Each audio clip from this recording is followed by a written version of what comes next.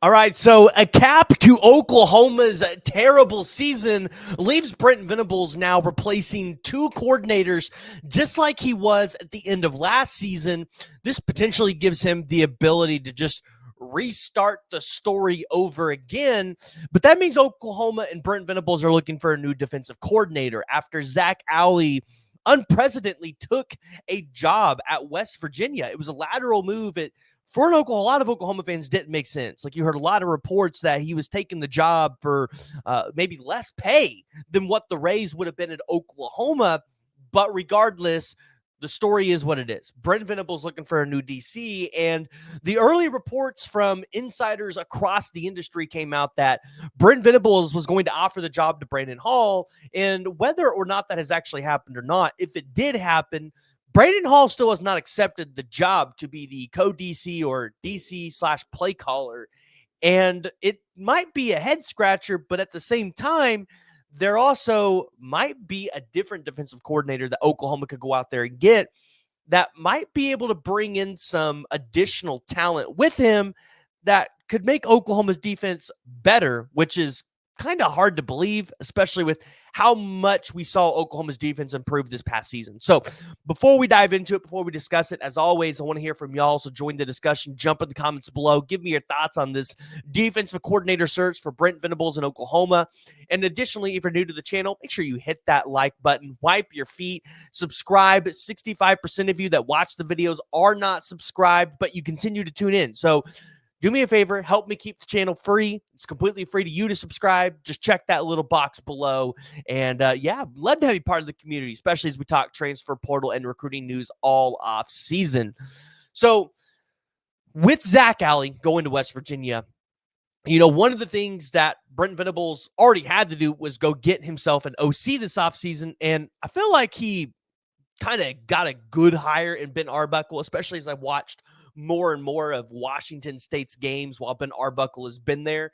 But you look at the DC position and say, okay, well, you really just need someone to be able to come in and understand Brent Venables' scheme and be able to call it to the way Brent Venables would. And some people are even throwing out the idea of maybe Brent Venables just needs to be the DC himself this year and call it and just save his job, right? And then worry about hiring a DC next year.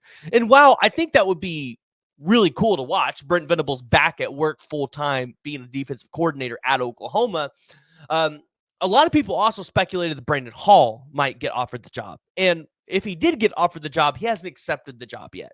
And I think a lot of it, too, is just because he's done the job before. He's been a DC before. And maybe he just likes being a safeties coach. Maybe he just likes doing what he does best. And quite frankly, I don't think Oklahoma's safeties room has been better over the past couple of years than with Brandon Hall at the helm. Now, one of the things that I'm looking at here is Clemson is supposedly going to be moving on from their defensive coordinator, Wes Goodwin. I mean, you've seen a ton of reports from it. We're not seeing it from any of the big higher up insiders yet, like a Pete Thamel or a Pete Nakos. But Oklahoma could target Wes Goodwin if he is truly let go from Clemson, because you wouldn't have to pay a buyout if Clemson decides to fire Wes Goodwin, which for Oklahoma would be really nice, because instead of paying a buyout for Wes Goodwin, you could use that money towards NIL. Now, obviously, there are so many things that Wes Goodwin could bring to Oklahoma, so that's kind of what we're going to talk about today. We're going to break that down, and the first thing is understanding who Wes Goodwin is and what he has done with Brent Venables in his history, because during some of those national championship runs that Brent Venables had with Dabo Sweeney, Wes Goodwin was one of Brent Venables' right-hand men at Clemson. Wes Goodwin knows how to call a Brent Venables defense under Brent Venables. Now, doing it himself, that's a completely different story. Doing it without Brent Venables, I think, is completely different. But when Wes Goodwin was there, he developed players at a high level. He was able to be an ace recruiter alongside Brent Venables. And quite frankly, he was an ace recruiter without Brent Venables as well. But as Brent Venables was farther away from Clemson, that's when you saw the Clemson defense kind of fall. This year, they were 69th nationally in total defense, allowing 374.1 yards per game. And they were not good in the run defense. Like, if you guys saw what they did, they gave up 160.7 rushing yards per game and 4.7 yards per carry. This was their worst performance since like the 80s. So Clemson was also not very good when it came to holding teams under big chunk plays. They allowed 73 plays of 20 yards or more, which was tied for 126th nationally. Now, the good news is Oklahoma has the pieces in place to potentially be really successful. And maybe that's what Wes Goodwin was missing at Clemson, right? Maybe he had the X's and the O's correct, but maybe he didn't have the people and the personnel there, because you got to remember, a lot of Clemson's core talent on that defense, a lot of the guys that really stood out, they're young guys. Like a Sammy Brown was a true freshman All-American. Peter Woods, I think, is a redshirt freshman. Vic Burley, I think, is a redshirt freshman. So you see some of these younger talent guys on that squad, and yeah, like this is what you'd expect.